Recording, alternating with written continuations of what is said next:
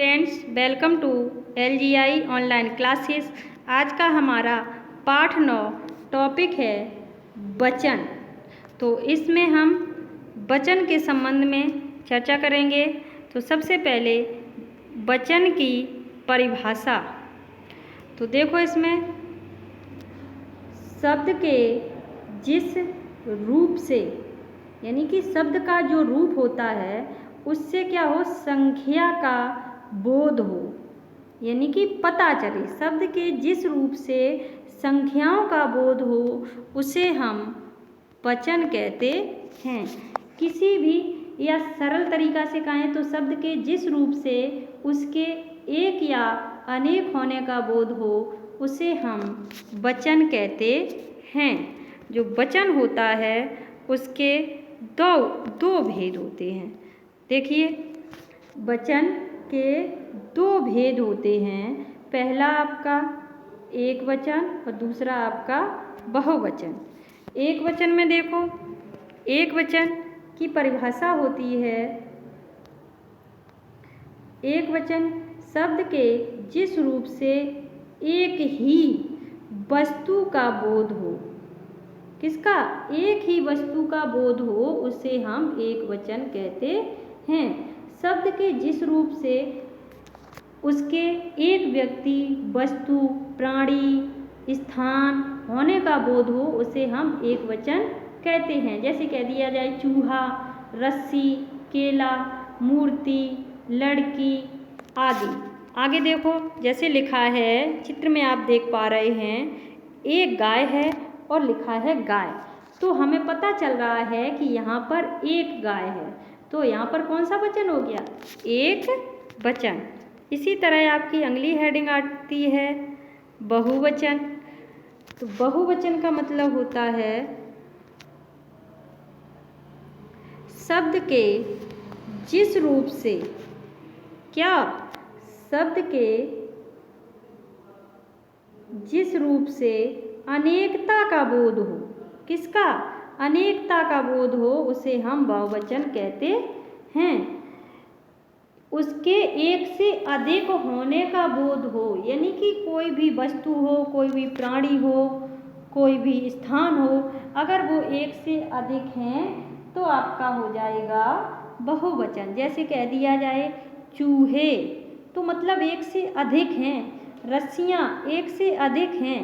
केले एक से अधिक हैं। मूर्तियाँ, लड़कियाँ, ये सभी एक से अधिक हैं। तो यहाँ पर हमारा हो जाएगा बहुवचन।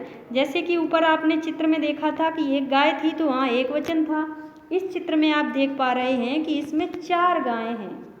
तो यहाँ पे क्या लिखा है? गायें, मतलब एक से अधिक हैं। तो यहाँ पर आपका क्या हो जाएगा?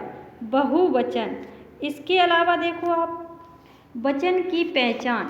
तो जो वचन की पहचान होती है वो हमेशा 2 प्रकार से की जाती है। पहली तो संज्ञा सर्वनाम शब्दों के द्वारा होती है, यानी कि जो संज्ञा शब्द होते हैं और सर्वनाम शब्द होते हैं उनके द्वारा होती है। और दूसरी क्रिया के द्वारा होती है। जैसे कह दिया जाए मैं 8वीं कक्षा में पढ़ता हूँ, तो मैं क्या है?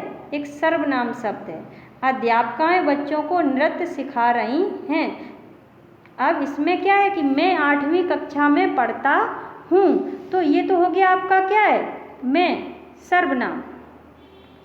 अध्यापकाएं बच्चों को नृत्य सिखा रही हैं, तो यहाँ पे जो अध्यापकाएं हैं वो बहुवचन हैं, यानी कि 2 हैं या 2 से अधिक हैं। तो वो बच्चों को, यानी कि एक बच्चा नहीं अधिक बच्चे हैं, तो वो क्या हो रहा है कि उन्हें नृत्य सिखा रही हैं, तो वहाँ पर बहुवचन। यानी कि संज्ञा सर्वनाम शब्दों के द्वारा भी एक वचन बहुवचन का बोध होता है और क्रिया के द्वारा भी एक वचन बहुवचन का बोध होता है। एक वचन में जैसे कह दिया जाए क्रिया के द्वारा कि मजदूर काम कर रहा है, यानी कि एक ही मजदूर है, तो वहाँ पर क्या होता है कि वहाँ पर आपका एक वचन हो जाएगा। अगर कह दिया जाए कि मजदूर काम कर रहे हैं, तो वहाँ पर आपका हो जाएगा बहुवचन। कभी कभी क्या होता है कि एक वचन के स्थान पर भी बहुवचन का प्रयोग होता है। जैसे कह दिया जाए आदर सम्मान के अर्थ में भी, जैसे एक वचन के स्थान पर बहुवचन का प्रयोग किया जाता है। जैसे कह दिया जाए पिताजी सो रहे हैं, मंत्री जी आए हैं, तो यहाँ पर क्या है, जो प्रेमचंद एक महान लेखक थे, तो ये सभी क्या हैं, एक वचन के उदाहरण हैं, परंतु इनमें बहुवचन का प्रयोग किया जाता है आदर और सम्मान प्रदर्शित करने के लिए।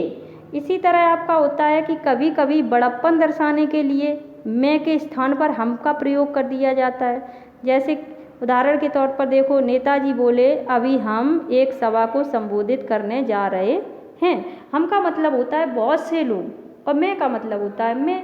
तो यहाँ पर बड़प्पन दिखाने के लिए भी कभी कभी हम का प्रयोग कर दिया जाता है। इसी तरह अपने बराबरी वालों अथवा अपने से बड़ों के प्रति सम्मान प्रकट करने के लिए भी एक वचन के स्थान पर बहुवचन का प्रयोग किया जाता है। जैसे उदाहरण के तौर पर रचना ने अपनी सहेली से पूछा, क्या तुम भी सिनेमा देखने चलोगी? तो तुम मतलब दो अधिक लोग हैं, तो वहाँ पर क्या हो जाएगा, कभी कभी सम्मान प्रकट करने के लिए अपनी बराबरी के लोगों को, तो भी वहाँ पर भी आपका एक वचन के स्थान पर बहुवचन का प्रयोग हो जाता है। तो आशा करते हैं कि ये वचन संबंधी चैप्टर आपको समझ में आया होगा। धन्यवाद।